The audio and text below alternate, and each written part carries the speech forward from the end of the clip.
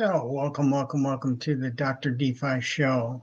In today's show, we're going to be tackling some concept principles and concepts that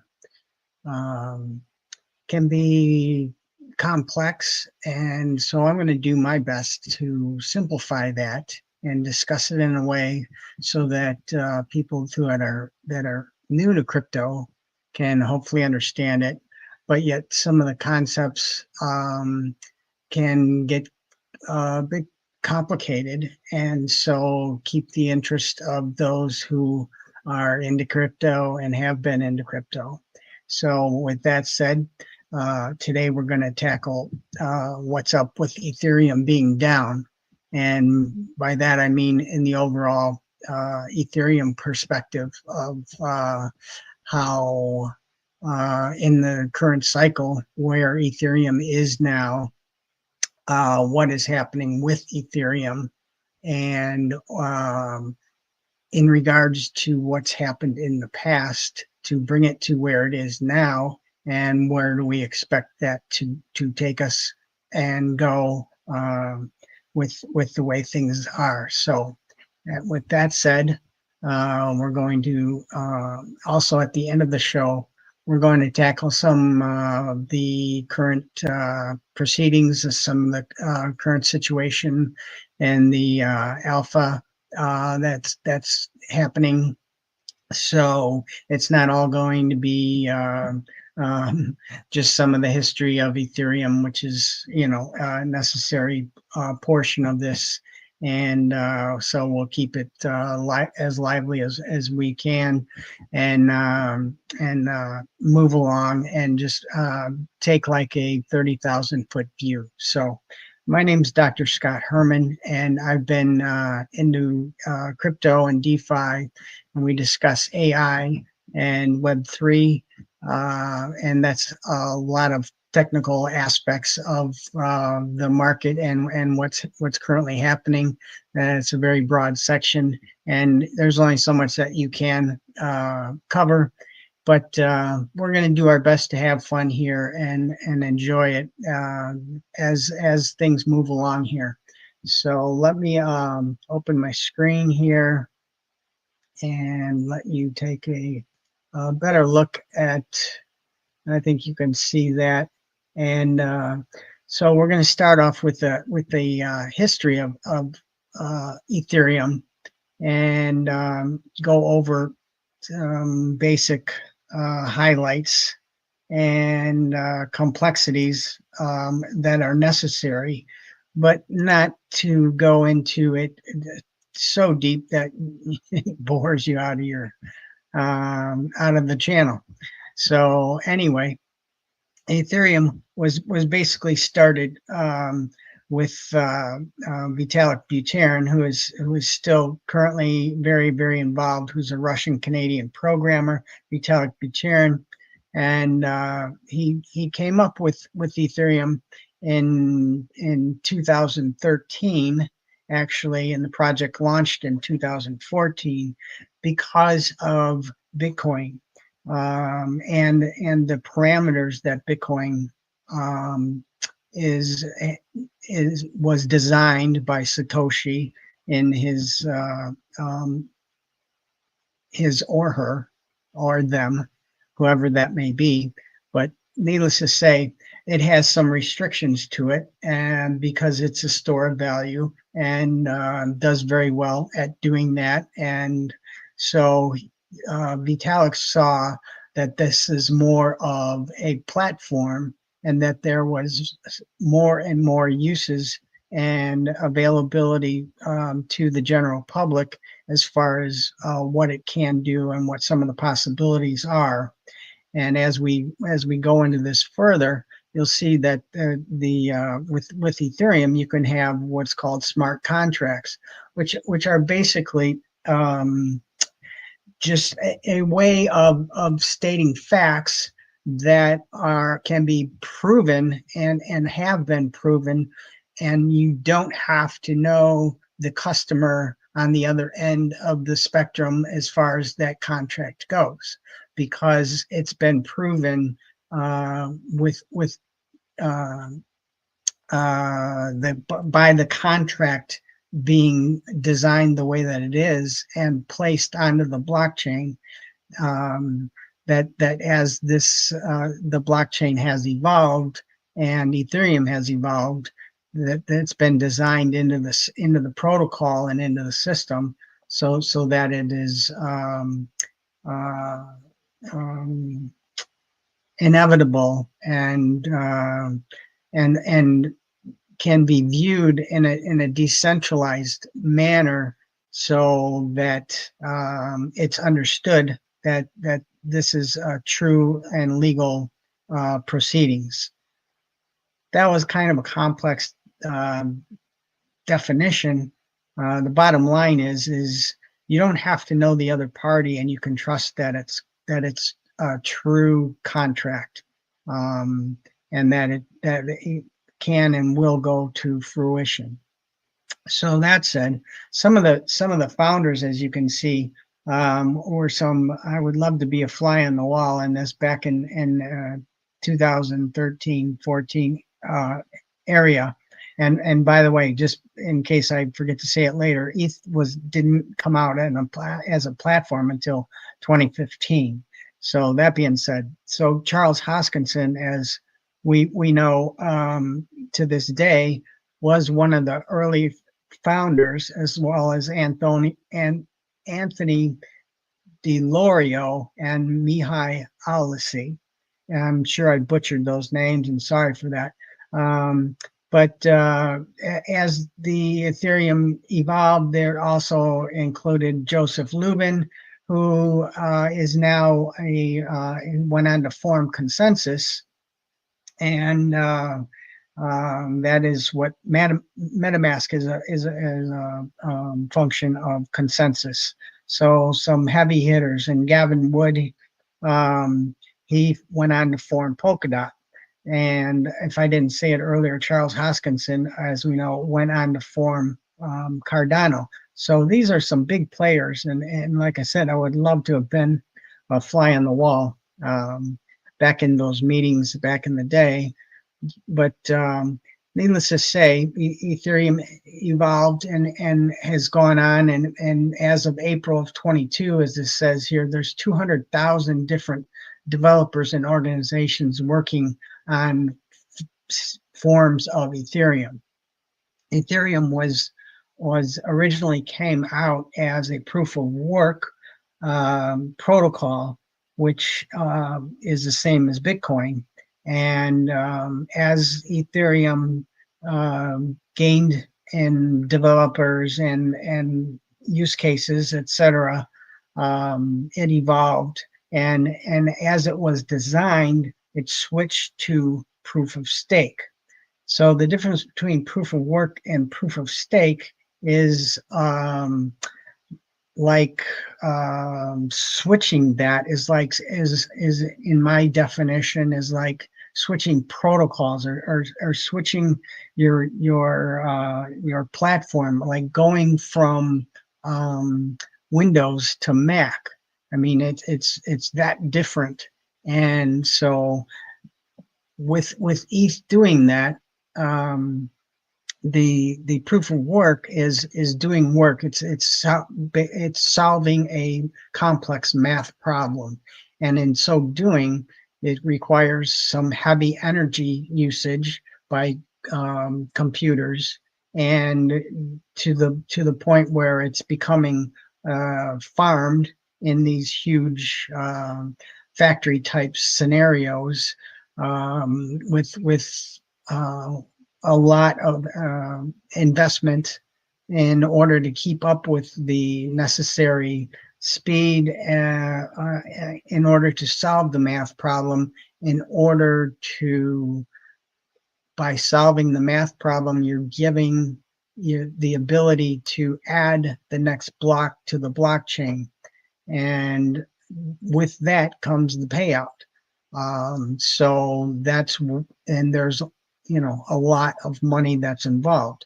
So with the proof of work chain, You want to have the biggest, best, fastest computers working on that and get allotted the next block, which occurs approximately every 10 minutes or so.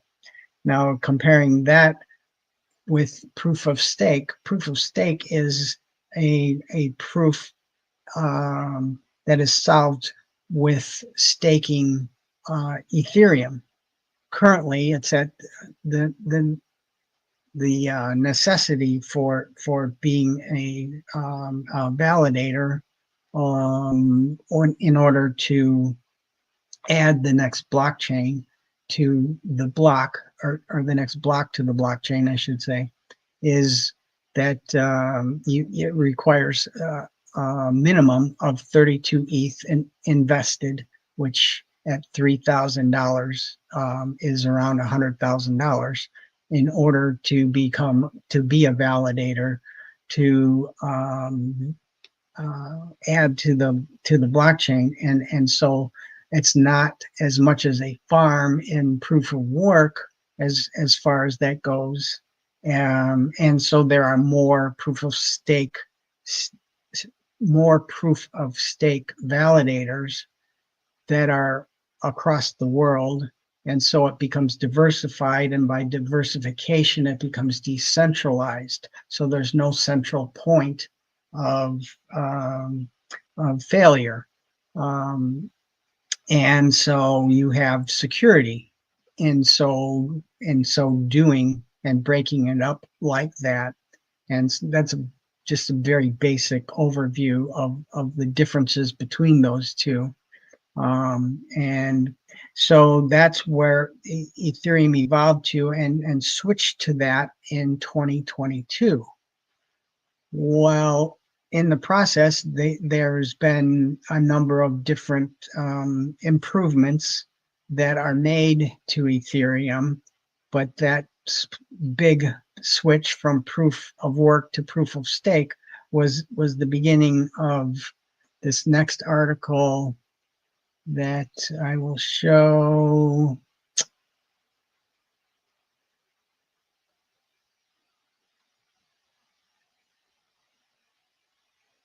Here, sorry, bear with me. Here we go. So with that, it was called the merge, and the Vitalik came up with the workflow of where Ethereum is going to go. So this becomes very complicated and involved, and we're not going to take the time to go through this, but there's a number of steps that he mapped out in order to have some semblance of an understanding of where things were going. And these different steps were the merge, the surge, the scourge, the verge, the purge, and the splurge. So these aren't happening sequentially, these are happening together. So because this is so complex, different functions and different factors are being done in the surge section at the same time as the scourge section, etc. But it is progressive, and it is moving down the list as far as the steps go. So that said, I don't want to make this too complex and lose you here. So bear with me as we get through some of the complexities. Like I said, we were going to go through here, but I want to keep it on the lighter side if possible. But within these steps, there's been a number of upgrades to Ethereum as a protocol and as the tokens, and so the steps involved with that are called ERCs and EIPs. And so ERC stands for Ethereum Requests for Comment, and the EIP is Ethereum Improvement Proposal. So just by the wording there, I want you to just think about that for a minute, and that this is being proposed, Ethereum Improvement Proposal, as a method or a way of improving upon the existing system and moving into the future. And instead of it being, dominated like a rule or a law, it's thrown out to the public and discussed before these improvements are made. And there's been a number of them. Um, there's also included in that, in the improvement protocols, things like making Ethereum deflationary by burning some of the Ethereum as the blockchain is added to.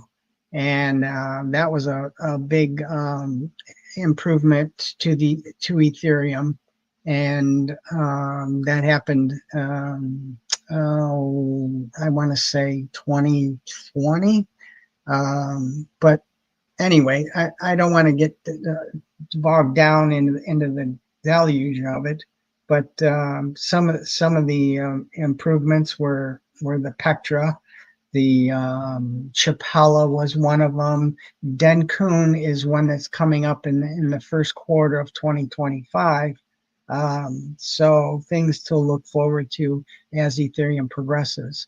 And the reason why I wanted to go over all of that was so that you have an understanding of the complexities that are involved, and that there's people that are making these decisions. Because I'll just show you this, and excuse me, we're not going to go into detail on this, but I'm just going to scroll down through this here and give you an idea of what the merge, purge, surge, etc. involves, and the thought process that has gone into this. So you can just see by my scanning and scrolling here that this is quite complex, and I don't want to get into the minutia of this, but I want for you to understand that there's quite a bit involved. So that said, we come to this, which is the Ethereum question. Why does the SEC avoid taking action against Ethereum when all else are fair game? So this is one of the tougher questions that I said we were going to be discussing today. And that's going to bring us to where I'm saying the reason why we are where we are and where we're going to go. So that said, as you can see, there's been a lot of upgrades, a lot of significant major changes to the protocol and improvements that have been made and are going to continue to be made and have been laid out and said they were going to be made. So that said, with the size and the number of different applications that have been used and are being built as we speak, you come into, I'm sure a lot of you have heard, as far as the Howey test goes. And the Howey test is from a 1930s Securities Act, which defines what a security is.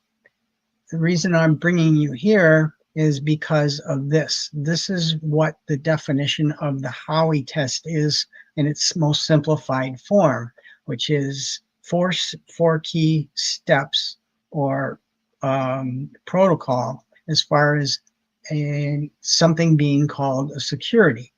And so let me state this, is that to be called a security, according to this 1930s statement, as far as an investment goes, is that it's an investment of money in a common enterprise with the expectation of profit to be derived from the efforts of others.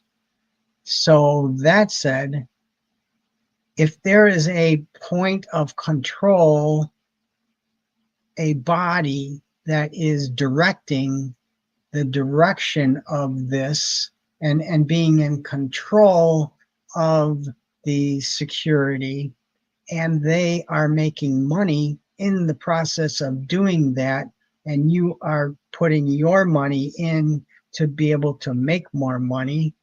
Isn't that what we just reviewed with Ethereum in its progression and advancement over the years?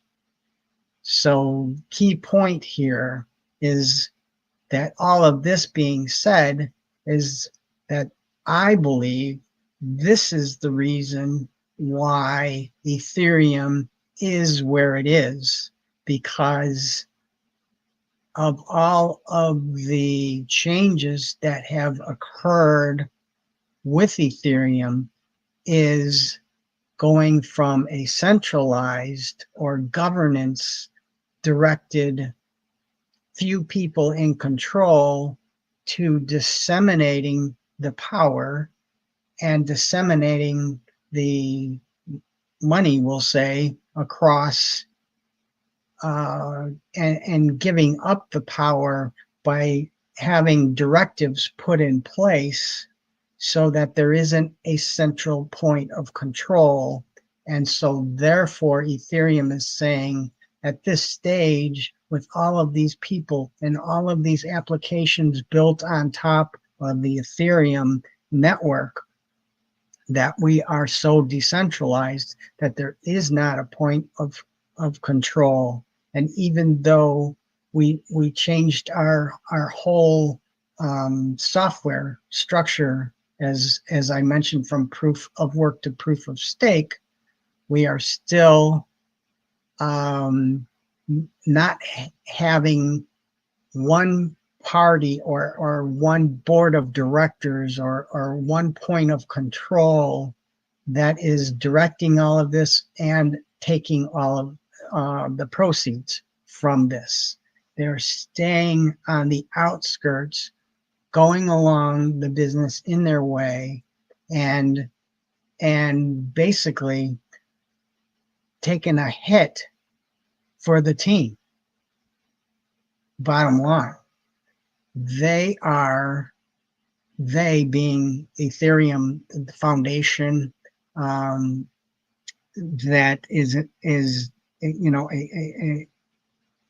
a foundation, not a company, a siloed company where the profits are for the stockholders, etc. This is being done for the betterment of the crypto community, and the benefactors are the holders of Ethereum, not the people that are directing these advancements in the protocol. So that was a difficult discussion to have, but I hope you followed me. And if you weren't able to follow me, my email is down at the bottom in the banner there, drdefi22@gmail.com. Please feel free to email me. We can have a live discussion. We can have comments, live comments, viewer comments on a live session to go over that, because I understand that was a lot to try to comprehend and go over in a 10 to 15 minute briefing, as we'll call it. But I did my best. This was my third attempt at doing this, and I know that there was some errors in the discussion that I could have done better with, but I did my best, and hopefully you could follow me along to understand where I was coming from and why I feel like that Ethereum is staying in the background for the betterment of crypto and for the advancement of the platform and for the advancement of all of the dApps and the applications that are built on top of it to be able to progress and move forward. Now, that said, one of the downfalls of that is that there was not enough direction, is one of the criticisms that has happened, and with all of the different dApps, and that the dApps are not being, some of them are not doing their due diligence and becoming decentralized enough in because Ethereum itself is staying by the wayside and not directing and micromanaging all of these issues, and in the process of so doing has not been called out as a security, and in the process there has never been a law that has been made in the United States saying that Ethereum is not a security up to this point, which is why they're still staying by the wayside, which is why their quote unquote value has dropped or not gained as much as percentage wise as some of the other coins are. And like I said, I feel like they're taking it for the team. So that said, let's go and dig into this a little bit further and move on into the crypto cycle, the 4-year cycle, and where we are within that 4-year cycle. So this is the quote unquote normal or typical 4-year cycle in which Bitcoin jumps up and leads the pack, and then gets to a point where Bitcoin drops off in relationship to the other coins, which are called altcoins or alternative coins. And this is where we are right now at this point in the cycle, in the 4-year cycle. It's a 4-year cycle because of the halving of Bitcoin, and I'm sure you've heard and gone over that immensely, but and we're not going to go down that road in this discussion. There's enough information to understand or be able to figure that out as far as the halving of the Bitcoin payouts. But that said, in the normal cycle, things at this point should be, once Bitcoin turns the cycle, and we'll start to look at the charts here in a little bit, it should normally start going to Ethereum, and people investing more of their assets from the Bitcoin that they've profited from, the profits from the Bitcoin, into the Ethereum. And then from Ethereum, it normally goes into the larger capitalizations of the coins, the top 100. And then as that time evolves and progresses, then it goes into phase 4 cycle, eventually to the altcoin season. And this is normally what transpires in the normal market flow of the 4-year cycle. So like I said, we're going to start looking a bit more in depth, so that you have an understanding of why we are where we are as I progress through this. And a big question that always comes up is, should I sell my Bitcoin to buy altcoins? And how much should I sell? And when should I sell? And should I just be a hodler or just buy it and hold it? Well, the answer to that question is nobody can answer that question, in my opinion. There are, you name it, how many different technical analysts out there and traders and podcasters and talking heads, and they'll all tell you what to do with your money and how much to give them.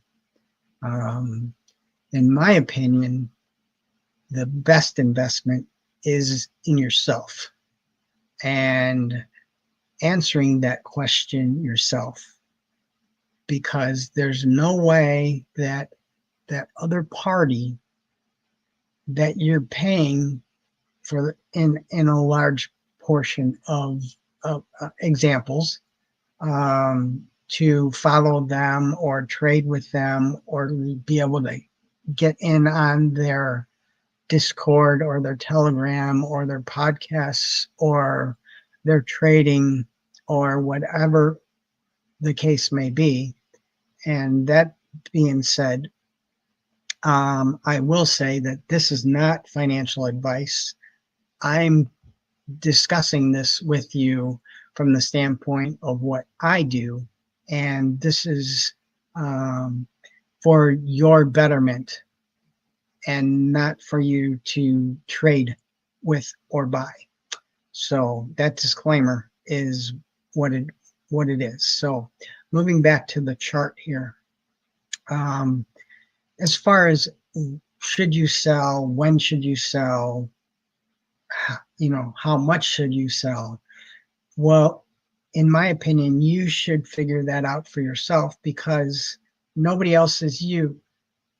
Other traders that you follow, they may have their retirement fund that they have allocated and set up and put in place. And then they have long-term, medium-term, and short-term investments. And if you come into their podcast in the middle of an investment that they had for a long term, and they're saying buy this token at this price for this period of time, they could have already bought into that at an earlier time frame, and you're buying it when it's already at the peak, and they're buying different amounts because they already bought it at the bottom, and now you're buying in at the top, and you're off sequence with them. And sometimes they tell you and sometimes they don't, and or the market does something abnormal and they're fine with that because they bought down here and they can survive a drawback or a pullback, whereas you bought up here and you can't. So you take a hit. So that's why I'm saying that you need to spend the time to analyze your portfolio yourself and make your investments yourself. So that said, this is a 30,000 foot back view of Bitcoin to where we're currently at, and my point is this: for the 2020 cycle right here, is that if you bought at the bottom and you rode it to the top, you would have an 84% value, and that this can give you a guidance as to how high this went, because you're looking at it from today and you're trying to judge with today what happened in the past to give you a semblance. It never exactly replicates, but there is a rhyme to the history. So you want to look back and see what it did before. And here is the 2017, 2018 area as far as the differential between where it was and the peak, and then again where it was and the peak. So all you have to do is to use the measuring ruler provided from TradingView, which this is TradingView, and most everybody uses TradingView. So this is one way of doing that and measuring that so that you can see, well, if I bought down here and this went up to here, should I sell it? So it went down here, but when it went down here, then it rode back up. It never went totally down here. So this differential, we're going to look in the next few charts, is the key to seeing when and if you should buy or when and if you should sell. So that said, let's move along to the next slide here. And here is, again, we're still staying with Bitcoin. Even though this discussion is about Ethereum, I want to give you some perspective on Bitcoin. So because Bitcoin is what's leading the charge still right now, and we have not delved into the Ethereum time frame yet as far as the market cycle that we just looked at. So that said, so this was the peak, and this is the drop down. As far as the percentage is 77% here. This is 12 bars, and this is on a monthly chart. So 12 bars, each bar is 1 month. And so this is a year that it took from peak to trough. So that gives you an idea of a time frame here and the percentage that it dropped. So you can figure out by using the long position or the ruler on the TradingView, and we're going to look at that in further detail as we move along here. So what this is measuring is this difference, or this low point to this low point, what the difference is.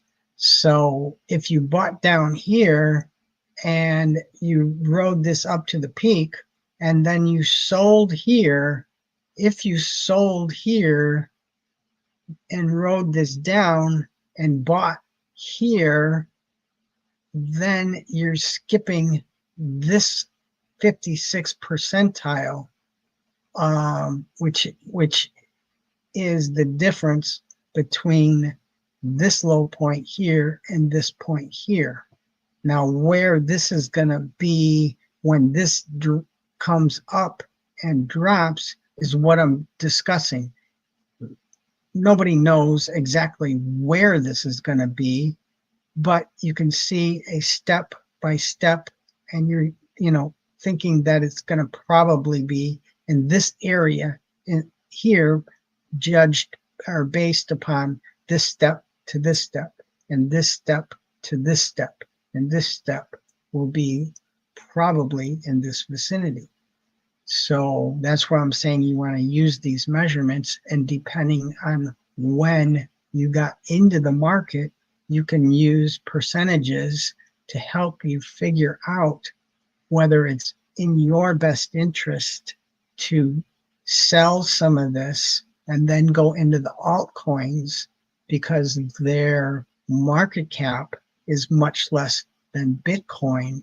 So therefore the percent increases that they're going to achieve in this upcycle here that is still yet to happen will give you greater gains overall, because the Bitcoin is only going to be able to go up, say, one time, maybe, whereas altcoins percentage-wise are going to be able to increase 5, 10, 20, 1,000, whatever percentile, depending on the coin that you buy, whether it be one of the larger coins or going down into the micro caps, like the Trump coin that just came out a couple days ago and went up how many 1,000%. So that said, it's risk and versus reward. So let me move on here.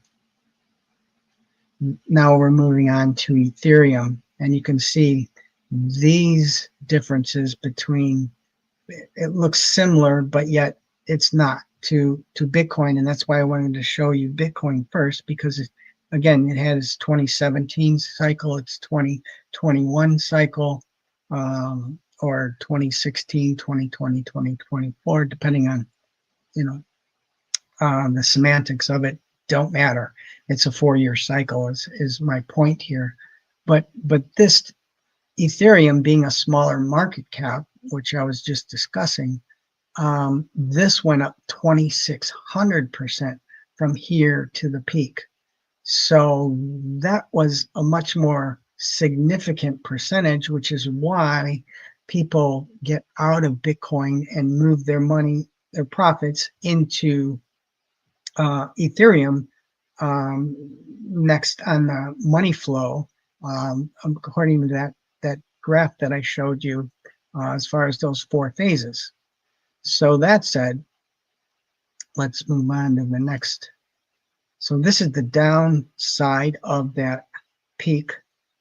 So by only going down to the bottom here and not here, that was 2,600. This is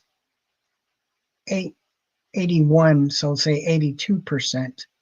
So that's a significant difference because of the discrepancy or the differential between these low values here, which were in the hundreds, and then getting up into the thousands, and still this dropping down into the about the $1,000 range, is the reason for this huge discrepancy in the percentage. And that's why it's so important for you to do you, and DYOR, do your own research to be able to figure this out. Now you can say, I'm not doing all that. This is just too complicated.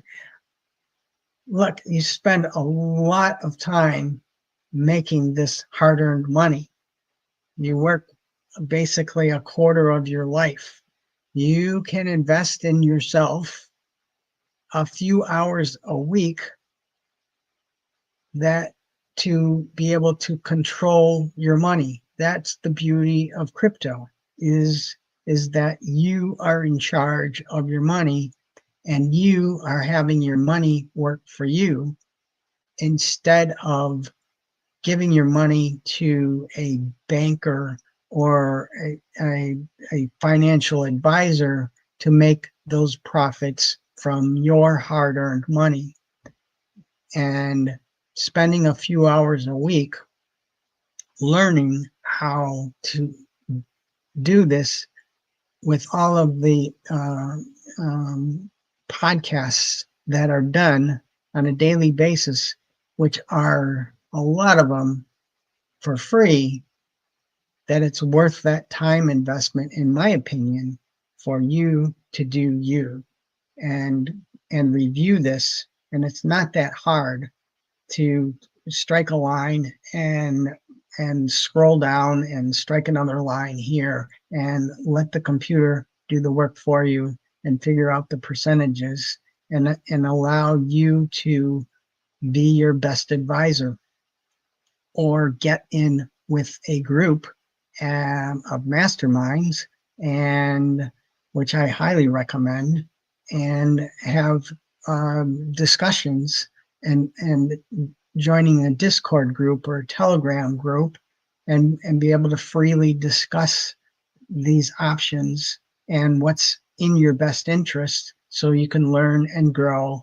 and do the best for yourself. That was my soapbox. I'll move on here. So same thing, the differential in these steps between the level of this to the peak, and then drops down, and then this trough here up to the peak and drop down. So this differential here between the low point here and where you got in over here is 164%. It's 20 bars. That's 608 days. So that's, almost 2 years from the low point or the beginning of this rise to the low point here. So you can, differentiate or decide for yourself where you buy in is the key to when or if you should sell to be able to put your profits into buying the smaller coins using this as a guideline.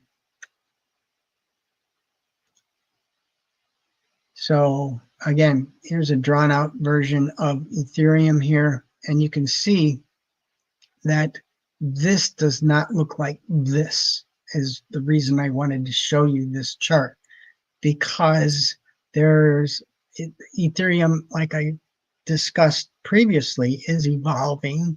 There's been changes that have occurred, and I wanted you aware of the changes that have occurred and why this is different than this, and this is different than this because of all of this time and the changes that have evolved and occurred.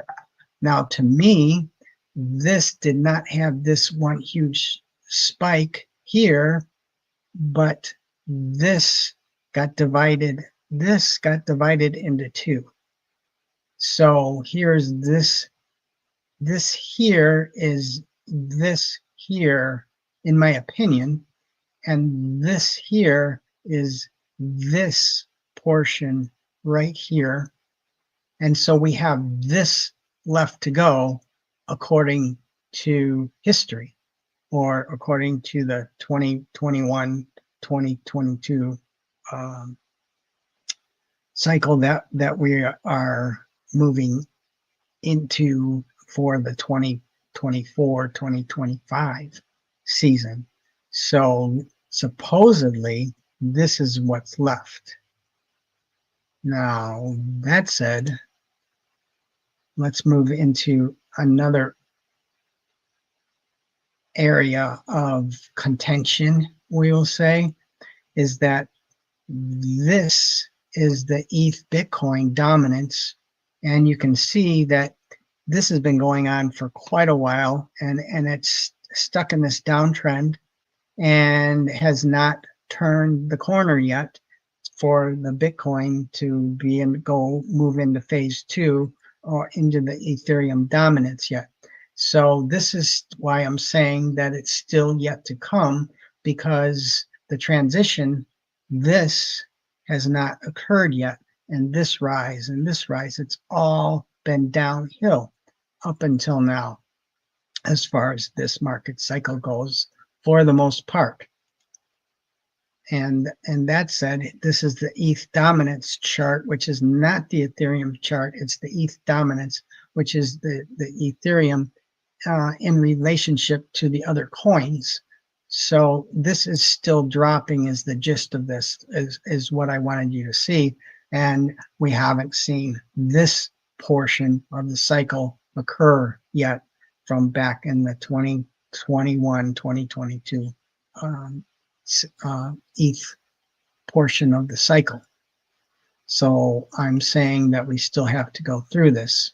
Now, this is the Bitcoin return on investment monthly charting of what has happened in the past and for all of the different years, and whether Bitcoin has gone up in that month or down in that month.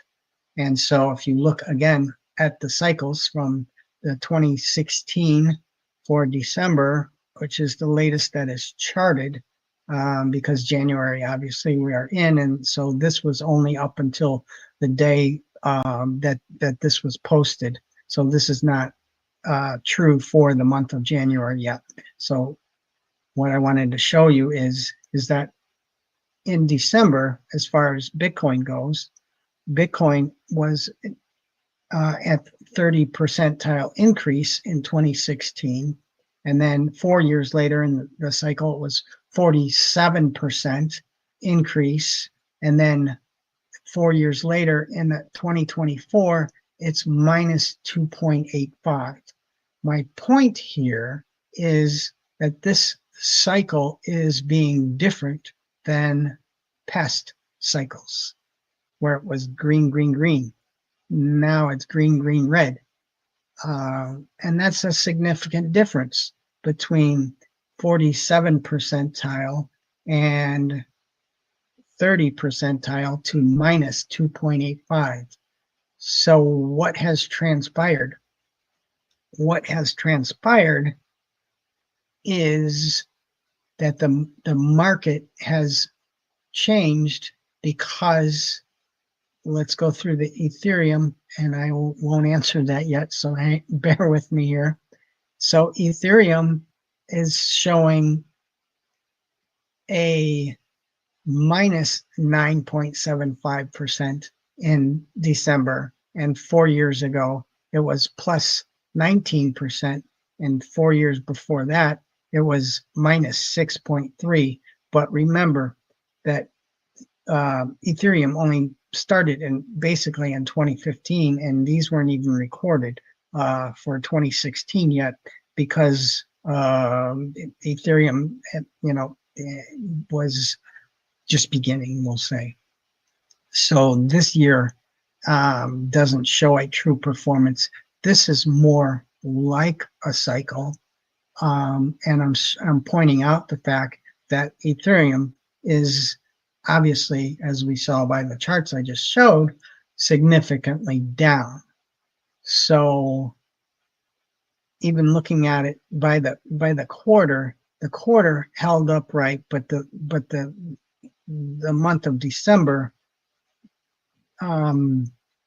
reduced this quarterly because the previous 2 months of that quarter did well.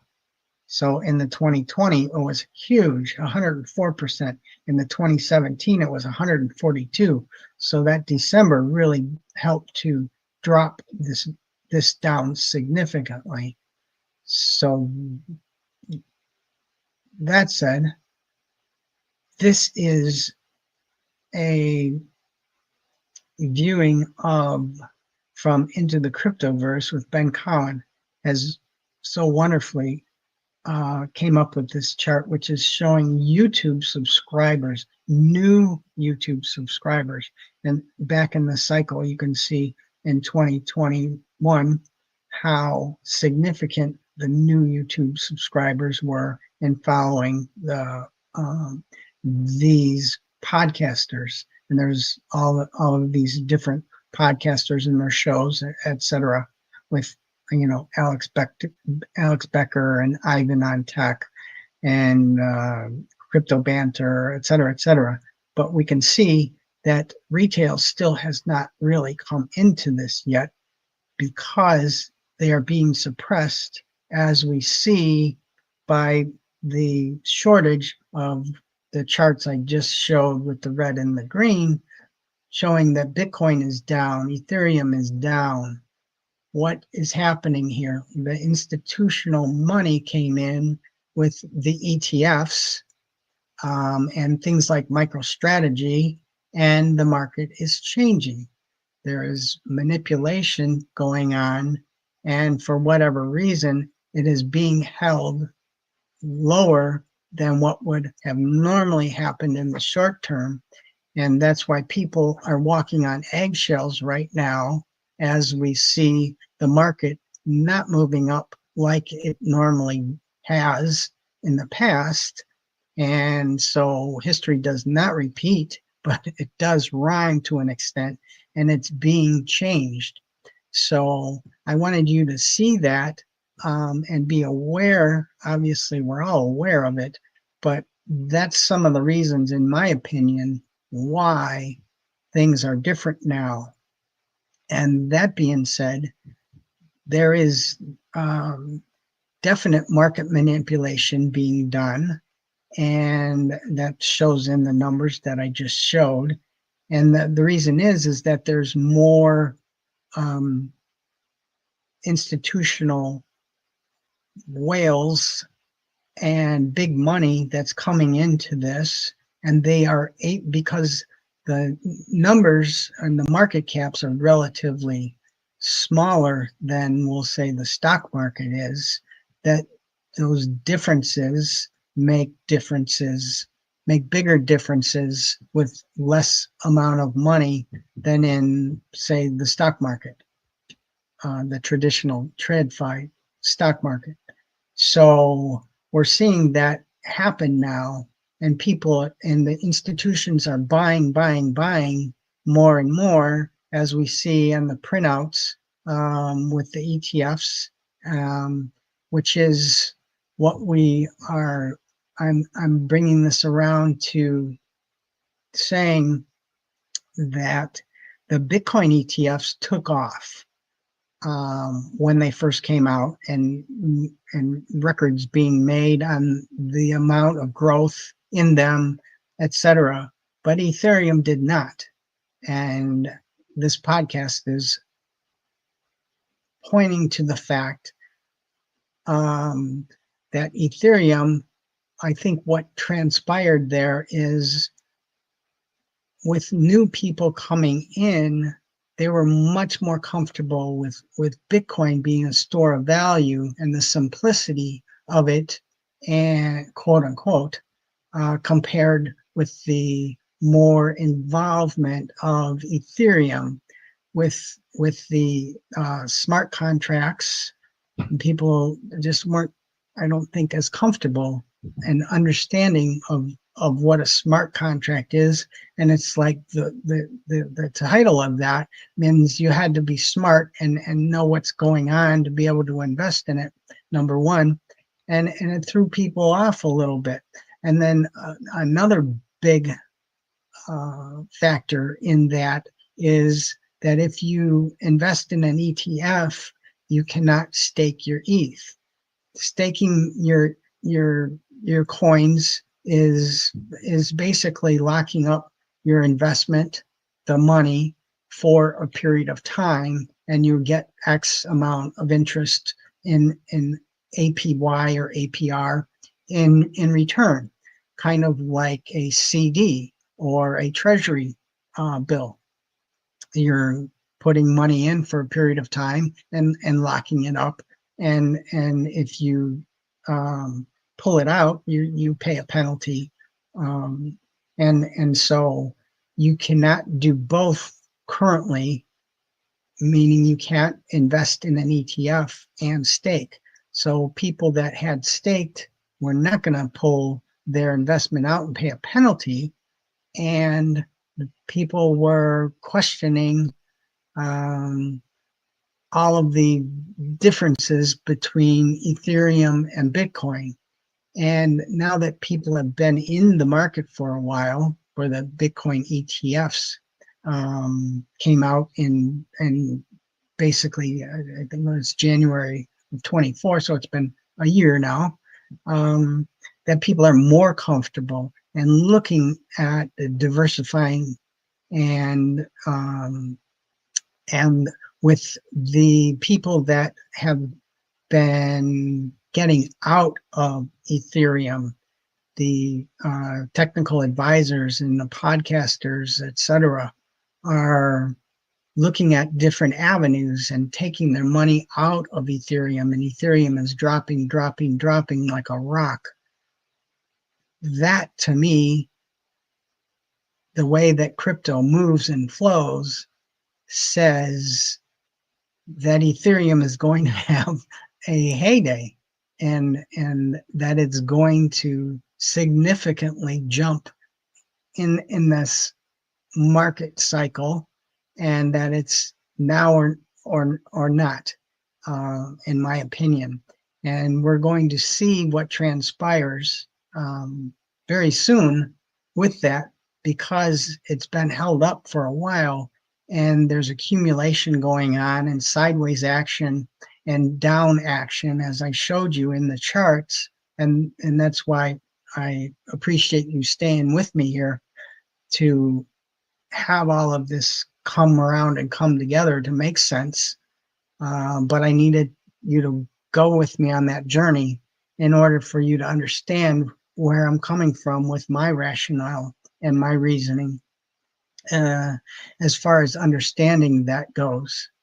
And that said, Ethereum has the perfect opportunity now because of how low it has dropped, and that the President Trump is saying that he's going to allow staking in Ethereum ETFs.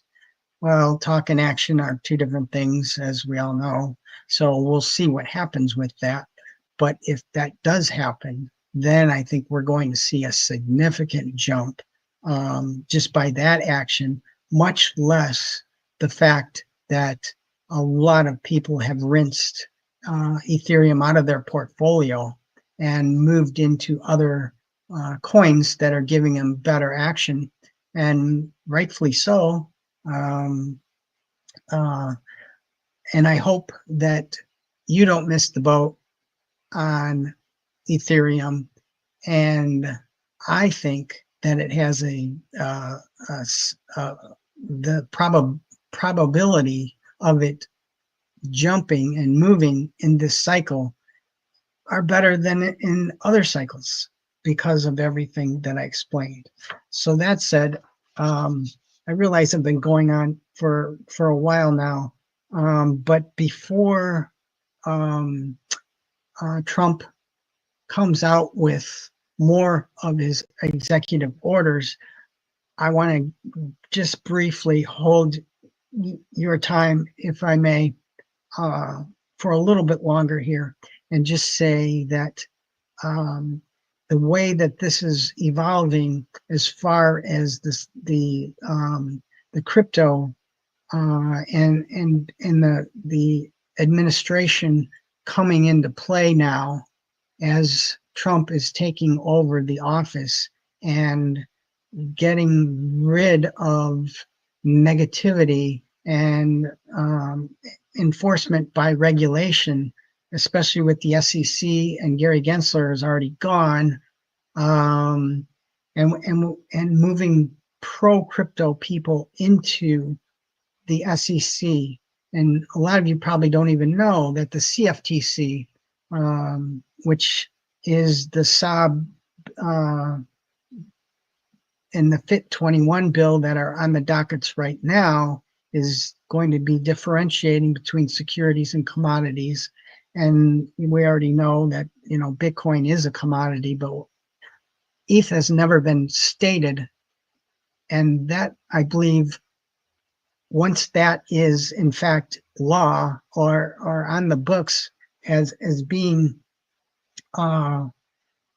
declared not a security, that's the pivot point, or the last straw, to have this paradigm shift occur. Not only that, but by putting in pro crypto people into the CFTC and the SEC, which are the regulators for crypto at this point, whether they be a security or a commodity, whether they be decentralized enough to be commodities and not securities, is to be determined here. And some of these bills that have been kicked down the road, maybe it was a good thing, because now the Congress is going to be pro-Republican, and we're having pro-crypto, like Senator Cynthia Lummis was just today inaugurated as the chair of the Digital Assets Subcommittee, and she's huge pro-crypto. She's leading the Bitcoin reserve, being Bitcoin as a reserve, although Trump has not called it a reserve. He called it a stockpile in the Nashville crypto summit that occurred. It was called a blockchain, or a stockpile, and not a reserve, because he does not have the ability to make it a reserve, as Powell came out and said that they don't have the ability to hold Bitcoin. So there's a lot that's transforming here, and there is now a digital assets committee and a crypto czar, as well as the SEC and the CFTC. So we're coming upon people that with Trump, that like Charles Hoskinson and Brad Garlinghouse and Brian Armstrong, that he's entertaining these people who are, obviously huge pro crypto, and they get it. And the people that are being put into power get it. And once you get it, like President Trump himself was, negative against crypto not that long ago, as well as Larry Fink. These big, powerful institutions and regulators are now going to be pro crypto in charge, and we're coming upon a tipping point, and we're going to see, in my opinion, a big paradigm shift, and I'm so excited and looking forward to this, that I want to end this, and thank you for hanging with me this long. If you have, I appreciate it, but I want to end this by saying I'm often asked, or I often hear, oh, am I too late? It's too late. Should I get in? Should I, no, I can very, very easily answer that question by saying, this is just the beginning. This is still happening. Even if you aren't comfortable enough to get in with your assets or your money, at least spend some time learning what this is. And once you learn, and once you're more comfortable, then get in. So many people get in and jump in and bet the bankroll and bet the farm, and I'm going to be a billionaire tomorrow, and lose it, because this is a complicated environment. And I'm not trying to hide that fact, but there is much, much more to this platform than the first iteration, which is crypto. The platform itself and the blockchain is going to expand into all kinds of different avenues. And a lot of that is already beginning and happening as we speak, and as we see developing. And there's so much more to come. And I am so looking forward to that. To give you an idea, just me being in the medical field, and giving you your medical digital records, so that you are in charge of you, is just one of the areas that I'm so looking forward to this area progressing towards, as the blockchain evolves and grows. And so I appreciate your patience and your understanding. Please, if you would, hit the like and the subscribe button to allow me to continue this journey. I will do my best to keep these more often, so I can keep this shorter, because as you can hear, I'm losing my voice here. But I appreciate your patience and understanding, and thank you for your time, and God bless.